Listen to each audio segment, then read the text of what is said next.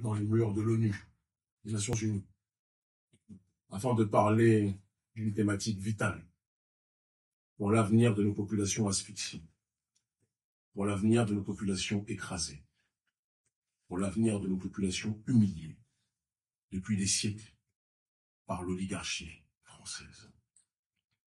Mon émotion est des plus grandes de me retrouver aujourd'hui en présence de mes frères, de notre peuple, de Guadeloupe, de Martinique, de Guyane, de Kanaki, de la Polynésie, et aussi de nos camarades de lutte qui sont installés dans d'autres lieux, comme en Corse par exemple.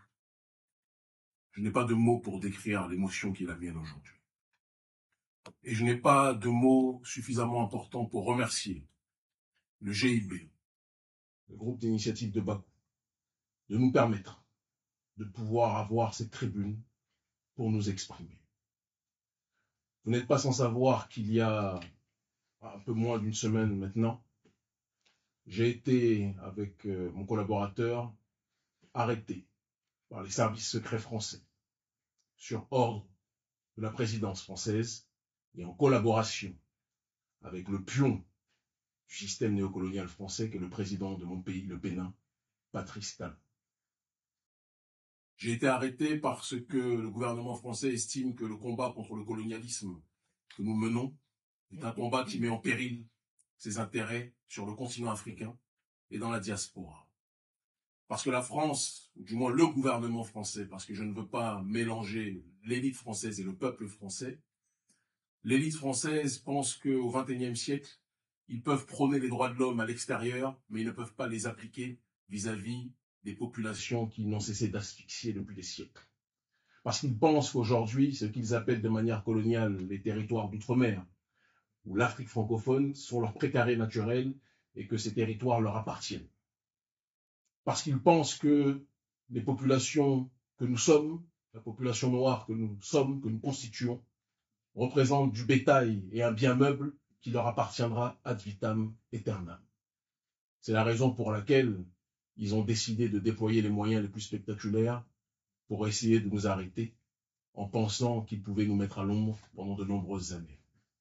Malheureusement, dans notre tradition, il y a un adage qui dit « Le colon fait ses plans, Dieu fait les siens, et Dieu est le meilleur des planificateurs. » Nous sommes aujourd'hui libres et nous allons pouvoir parler avec fluidité au gouvernement français et à ces marionnettes qui sont à la tête de nos États, que ce soit en Afrique ou qui sont à la tête de nos territoires, dans les territoires colonisés, appelés de manière coloniale d'outre-mer.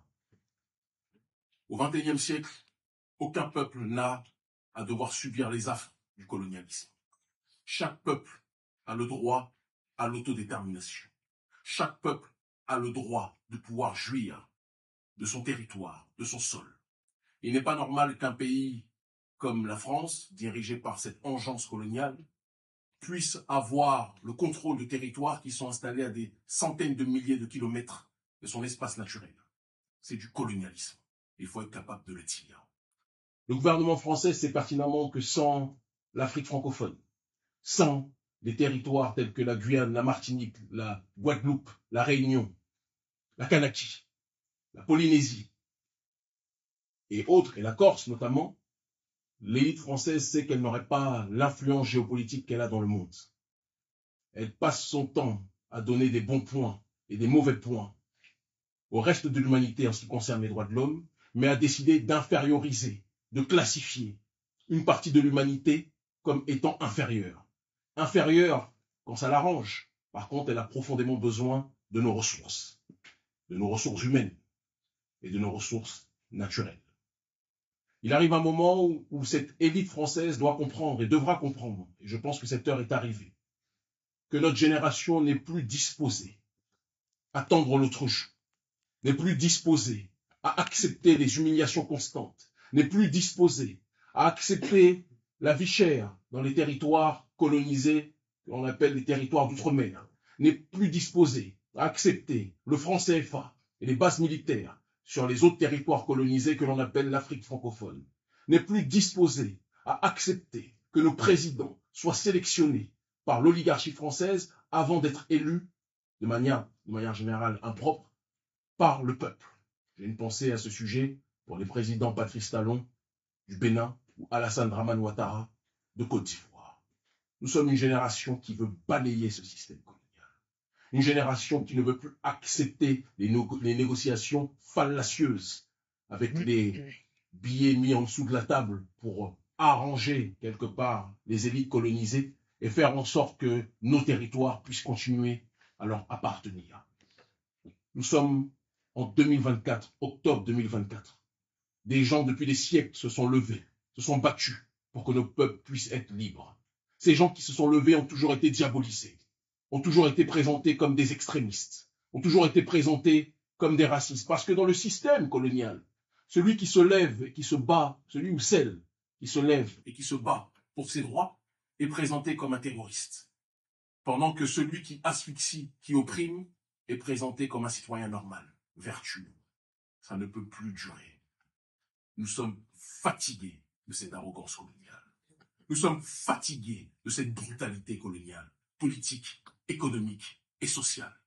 Nous sommes fatigués de devoir accepter que ce pays français, qui est pris en otage par une minorité qui n'a même pas, j'ai envie de dire, l'aval de la majorité de sa population, parce que bon nombre de Français ne sont pas en adéquation avec ces valeurs idiotes, ineptes, promues par ce gouvernement dégénéré français.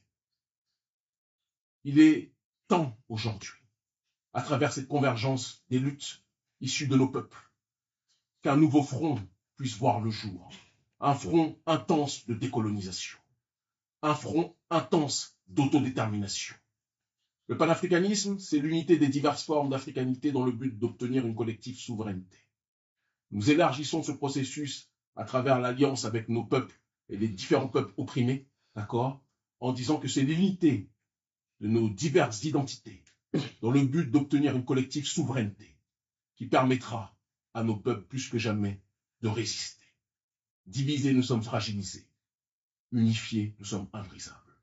Le président Emmanuel Macron pensait qu'en prenant justement la présidence, il allait pouvoir accentuer ce processus colonial et renforcer le statut de puissance mondiale d'une nation française en déliquescence. Manque de peau pour lui, il a pris le pouvoir à la période où notre génération a décidé de se lever. Et je vous le dis, nous sommes la facture de nos ancêtres. Et ce qu'ils ont commencé, nous allons le terminer. En l'honneur de nos aïeux morts au combat, en l'honneur de nos mères qui se sont sacrifiées, en l'honneur de nos pères qui sont tombés. Nous allons finir ce qu'ils ont commencé. Et personne ne pourra nous arrêter. Merci infiniment. Merci.